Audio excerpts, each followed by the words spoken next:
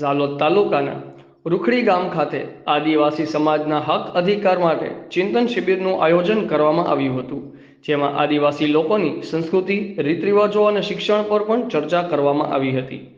અહેવાલ સુરેશભાઈ પારગી, आजाद media live, Jhalod. आदिवासियों के जीने का साधन हुआ करता था उस जल जंगल जमीन से आज हम आदिवासियों को विस्थापन किया जा रहा है।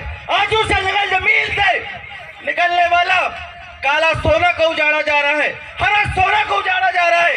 आज आपको सोचना पड़ेगा साथियों कि आप एक आदिवासी हो, अगर आप इस देश के मालिक हो तो उसका क्या फरमान है। अगर आप एक आदिवासी हो कैसे અને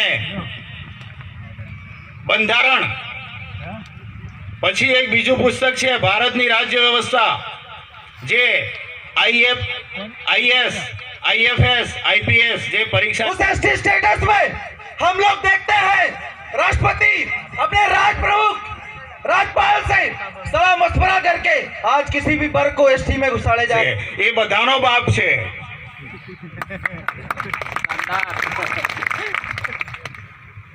હું કે એમ કરીને ઘોડા થઈ ગયા ને હતા હારો કે ખબરજ્યું જ નહીં આજથી મેં બધા વાકેફ છે।